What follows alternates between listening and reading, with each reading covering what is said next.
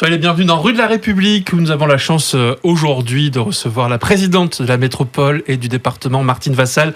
Bonjour Martine Vassal. Bonjour. Je suis aux côtés de Léo Purguette, le président, pas de la République, mais de la Marseillaise. Déjà, ça suffit. Ouais, ça incarne, la Marseillaise incarne évidemment la République. Exactement.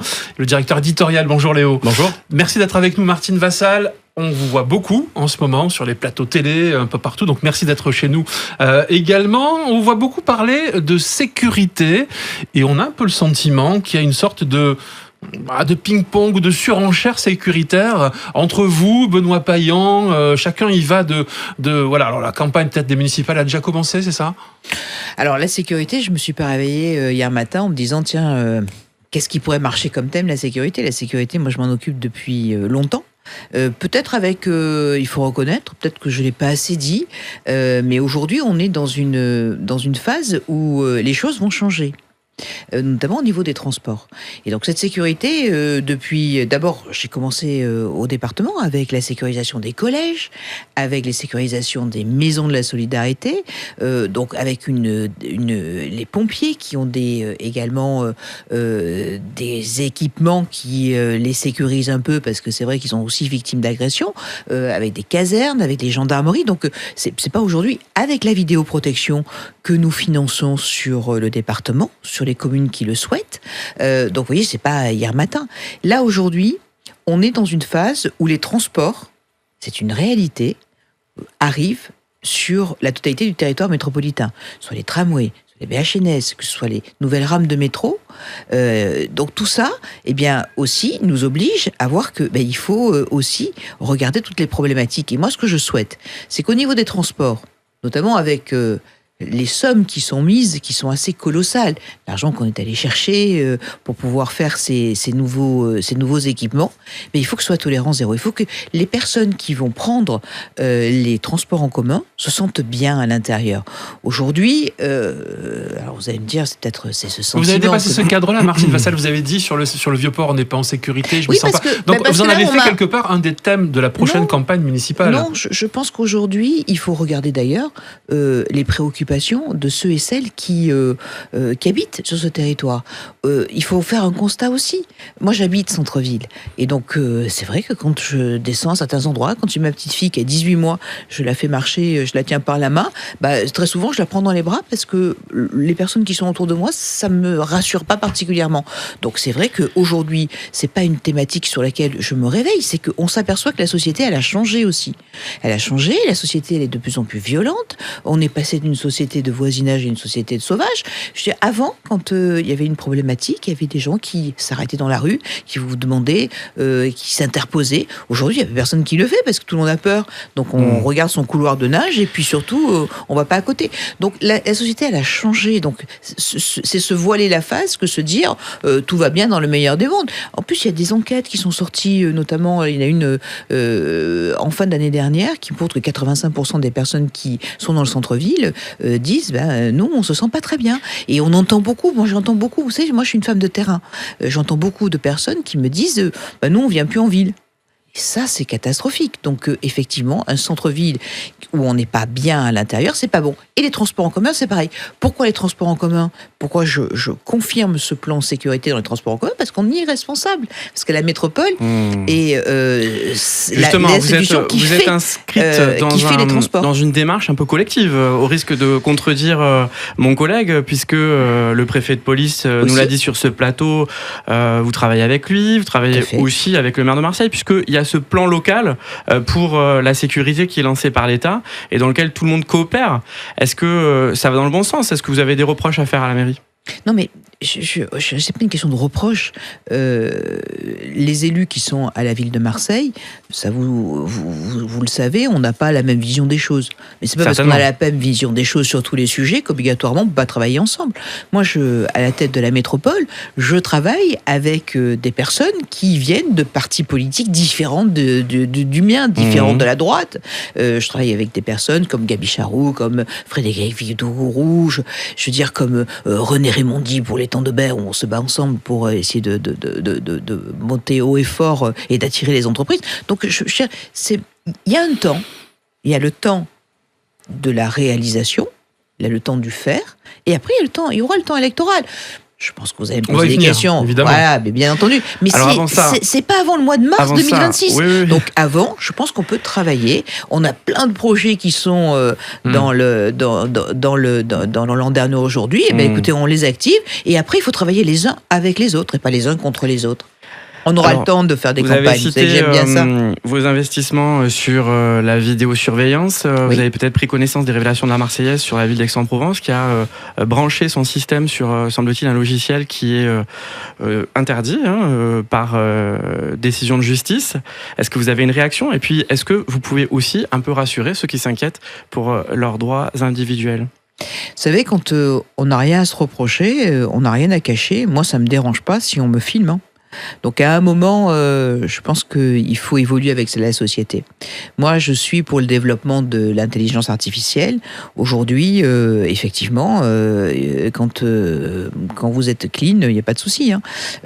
Donc après, derrière, il faut le faire. La justice, c'est pas ce que dit la CNIL. Vous avez raison, parce qu'il faut faire évoluer la loi.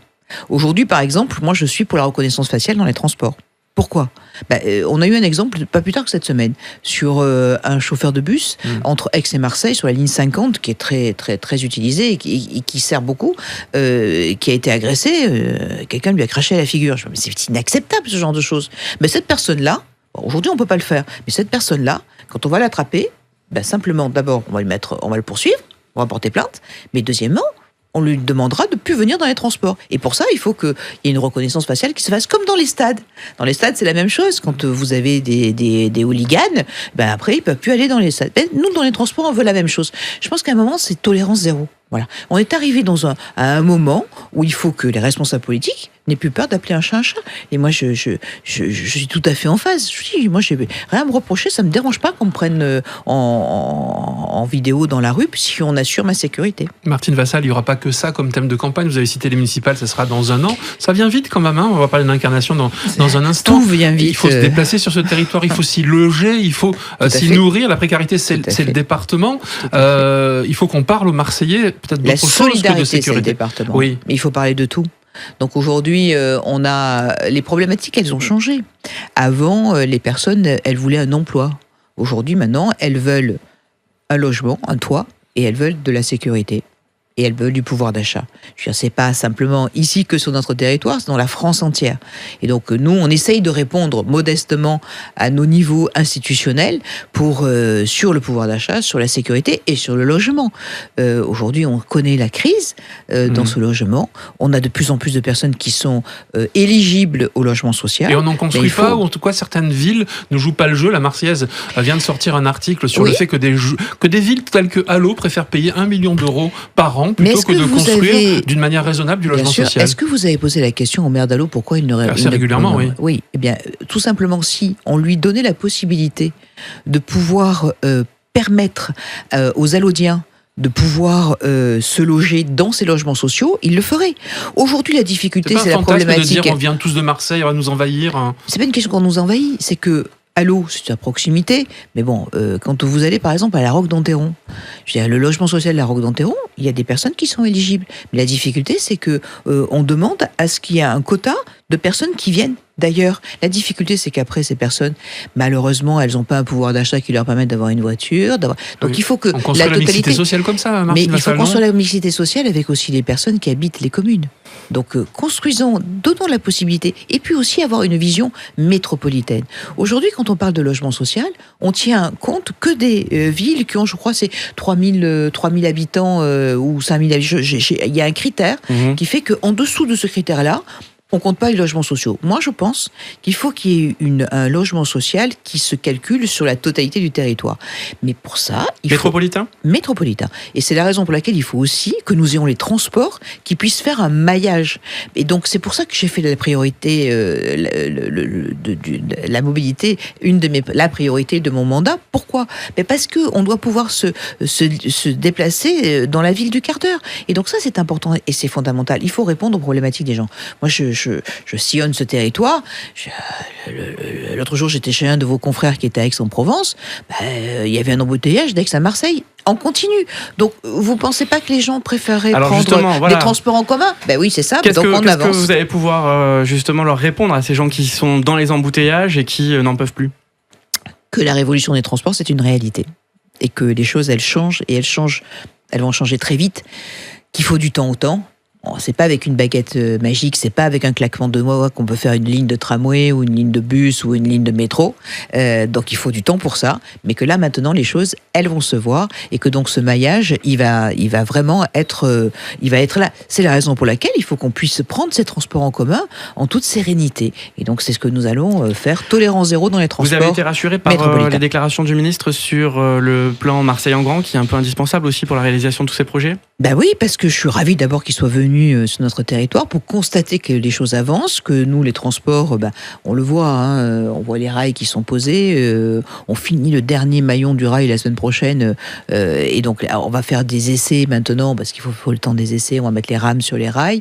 Donc tout ça, ça avance, c'est une réalité, il a confirmé les financements, et c'est très bien comme ça. Mars 2026, vous avez quelque chose de prévu à votre calendrier, Martine Vassal ? Oui, c'est mon anniversaire. Je vous le souhaite avec anticipation. D'ailleurs, ça marche 2026, ça marche toutes les années. Ça marche cette année aussi. Ça marche aussi cette année. Bon, vous y pensez en vous préparant le matin à mon anniversaire. Municipal. Oui, toujours, parce que c'est vrai que c'est. Soyez sérieux. Les années passent. La présidente, les années passent. En tout cas, les années passent très vite. Parce que vous nous aviez dit en janvier, il faut se décider, il va falloir sortir quand même du bois à un moment donné. Je crois pas. Je vous avais dit qu'il y a un temps de campagne et il y a un temps de réalisation. Ouais. Aujourd'hui, on est sur le temps de réalisation. Le maire de Marseille va rentrer le plus tard possible en campagne. C'est son jeu, on est bien d'accord quand on est sortant. Je vous rappelle que je suis présidente de la métropole et que j'ai beaucoup de projets à sortir. Bon. Donc vous voulez pas répondre sur l'incarnation ? Non, c'est pas une question d'incarnation. Moi, ce que je pense, c'est à faire mes projets, à réaliser le plus de projets possible avant la fin du mandat.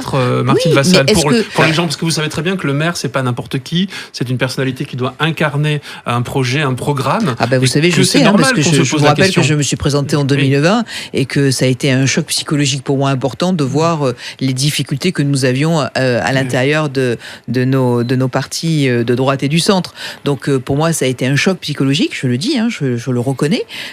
Donc moi, ce que j'ai fait, c'est qu'au lendemain de la défaite de 2020, ce que j'ai fait, c'est que j'ai travaillé à l'union. Et donc, je pense qu'une union, c'est pareil comme le tramway, c'est pas un claquement de doigts. Il faut la travailler, il faut se faire confiance. Et puis après, pour aller où ? Quelle est la vision ? Donc, je vous annonce un scoop. Puisque, ça y est, je lance mes groupes de travail, donc pour justement, avec la société civile, pour savoir où est-ce que l'on va aller. Donc vous êtes invités lundi matin à un petit déjeuner pour qu'on puisse ensemble travailler sur cette vision avec la société civile. Donc on a monté une marche là quelque part dans la candidature. Très nettement. Mais c'est clair, mais pourquoi ça vous a échappé que j'étais présidente de la métropole, donc il fallait quand même, voilà. Donc et derrière, c'est important de savoir où on va, mais pour ça, il faut savoir d'où on vient. Quand vous parlez de société civile, ça veut dire que ces groupes-là, ils vont pas forcément regrouper les partis de la droite et du centre que vous avez cherché à unir ? Bien sûr qu'ils vont se regrouper. Tout le monde va se retrouver. Mais vous savez, dans chacun de nos cercles de réflexion, on a des personnes qui sont différentes. On ne touche pas les mêmes personnes. Donc il y a le groupe de Génération Marseille, le groupe des jeunes, la Dream Team, porté par Romain Simarano, le directeur de cabinet notamment, et puis tout à fait. Donc avec une envie d'en découdre et envie de faire, tant mieux. Ça veut dire un rapprochement avec Renaud Muselier. Vous n'êtes pas toujours en phase. On est toujours. C'est nous qui interprétons. Je pense que c'est vous qui interprétez. Parce que vous savez, ça s'appelle la démocratie. On n'est pas obligé d'avoir tous la même ligne de conduite. Mais après, derrière, ce qui est important, c'est qu'on se retrouve aux élections. Et ensuite, vous avez le groupe de Marseille au cœur avec Frédéric Collard aussi, qui mobilise d'autres personnes que je ne connais pas particulièrement. Et après, on va tous se retrouver. Donc là, aujourd'hui, on est sur le colmatage de l'union. Et donc, vous savez, il faut apprendre de ses erreurs. Et donc, quand on apprend de ses erreurs, après, on fait... Moi, ce qui m'intéresse, alors vous allez me dire, c'est peut-être très scolaire, mais bon, c'est un peu mon caractère, c'est de faire. Voilà.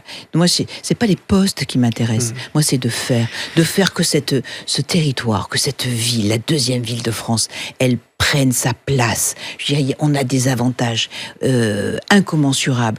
On est dans un territoire où il fait beau, où il fait bon vivre, mais il faut qu'on continue à faire. Moi, quand j'ai grandi dans cette ville, j'ai grandi les uns à côté des autres. Aujourd'hui, moi, ce qui me fait froid dans le dos, c'est tous ceux et toutes celles qui sont en train de monter les uns contre les autres. Et ceux qui montent les uns contre les autres, c'est la France insoumise. Et moi, ça me fait froid dans le dos. Qu'un parti, d'abord, ne serait-ce que le nom, la France insoumise. Le mot insoumis me choque en démocratie et en république. Ce sont des gens qui sont anti-tout. Ils sont anti-flics, ils sont anti-société, ils sont anti-république, ils sont anti-France. Mais moi, ça, pour moi, c'est eux qu'il faut combattre. Et le RN, et le RN, vous avez même dit que vous partagez certaines valeurs avec eux. Alors, l'interprétation de certains de mes collègues de gauche, vous savez, c'est toujours très facile de sortir une phrase de son contexte. Pourquoi, Léo, dites-moi, quand on aime l'ordre, quand on aime la sécurité, quand on aime la famille, quand on aime le travail, quand on aime la France, on est obligatoirement du RN ? Alors, je vais vous rappeler quelque chose sur lequel je suis tombée il n'y a pas tellement longtemps. Mais ça ne leur appartient pas. Ce n'est pas leur valeur. Exactement. Mais en tout cas, ce sont les miennes. Et je vais vous rappeler un reportage qui a été fait, des assises qui avaient été tenues par la droite et le centre en 1990. Vous étiez pas né, Léo. Mais effectivement, à cette époque-là, vous aviez des gens comme Valéry Giscard d'Estaing, comme Jacques Chirac, comme Charles Pasqua, Nicolas Sarkozy.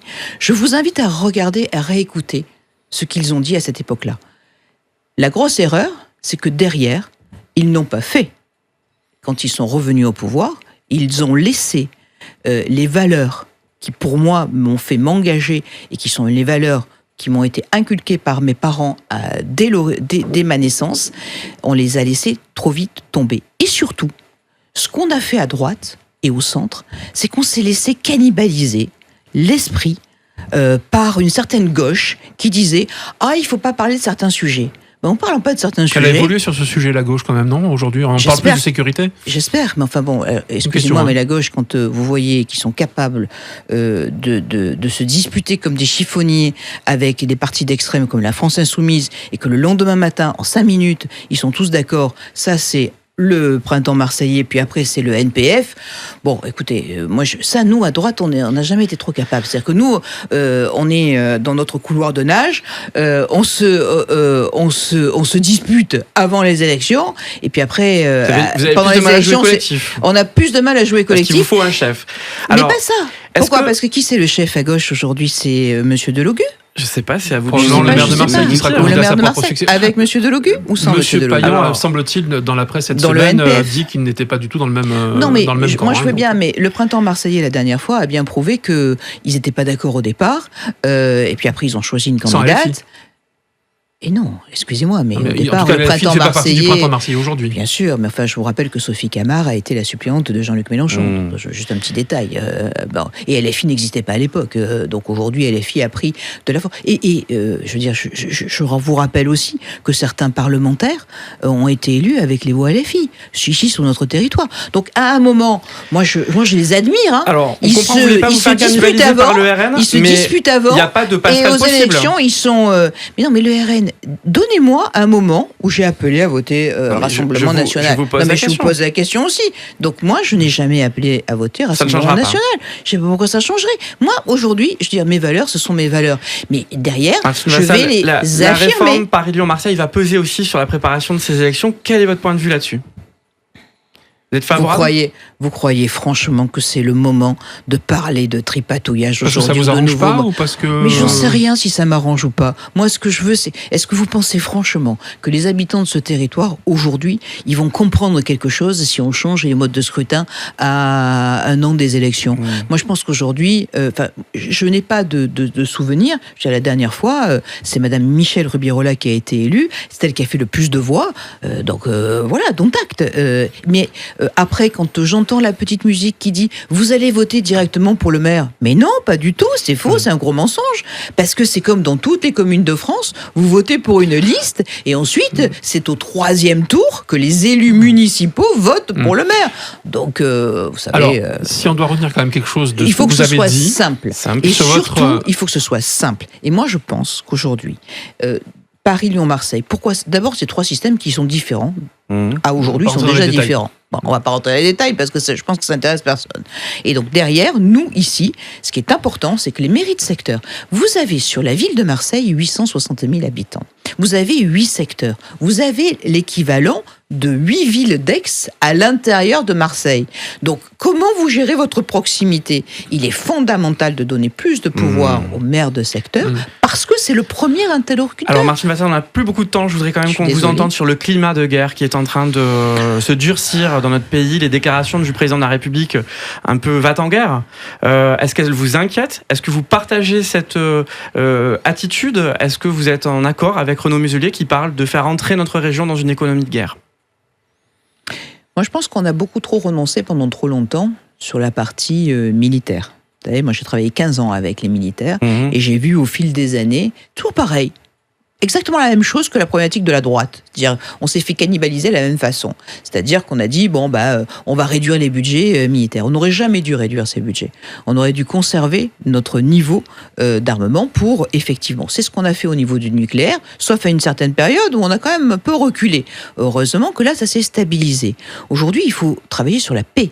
Aujourd'hui, il faut travailler pas les uns contre les autres. Ce qu'on fait au niveau local, il faut le faire au niveau national. Aujourd'hui, je veux dire, on ne peut pas aujourd'hui dire qu'on va partir en guerre. Parce qu'aujourd'hui, la guerre, elle sera fatale. Parce qu'aujourd'hui, il y a ce qu'on appelle l'arme nucléaire. Et donc, c'est une responsabilité qui est énorme et on ne doit pas le faire. Mais pour ça, il faut avoir une Europe forte. Il faut avoir une Europe cohérente. Il faut avoir une Europe qui a sa parole. Et quand on a élu des personnes, des députés européens qui sont anti-Europe, notamment, je reviens sur la France insoumise, excusez-moi, mais donc quand vous avez élu des personnes qui sont anti-Europe, comment voulez-vous qu'on avance ? Moi, je pense que c'est là où il faut commencer. Moi, je suis une pro-européenne. J'ai toujours été pro-européenne, parce qu'il faut qu'on soit ensemble. Mais il faut qu'on soit ensemble de manière égalitaire. Moi, je pense à mes agriculteurs qui font de l'huile d'olive aujourd'hui, ils se retrouvent en concurrence avec l'Espagne et l'Italie, vous trouvez ça normal ? Donc, je pense qu'il y a vraiment un gros travail. C'est l'Europe d'aujourd'hui. Mais c'est toujours pareil. Exactement la même chose. C'est-à-dire qu'on a laissé dériver les choses. On a pensé qu'on était dans un monde de oui-oui. On n'est pas dans un monde de oui-oui. On est dans un monde où il y a une violence qui existe. On voit cette violence américaine, on voit cette violence russe, on voit tout ça. Eh bien nous, il ne faut pas qu'on soit violent, il faut qu'on soit ouvert et que surtout on considère les Européens les uns à côté des autres et pas les uns contre les autres. L'appel à la paix de Martine Vassal, président de la métropole et du département, peut-être avant la bataille des municipales, mais ça, elle nous le dira peut-être une prochaine fois. Il y aura une bataille des municipales un jour. Merci Martine Vassal d'avoir été en notre compagnie sur Maritima merci et dans la Marseillaise. Merci Didier, merci Léo. Merci beaucoup, bonne journée. Bonne journée à vous aussi.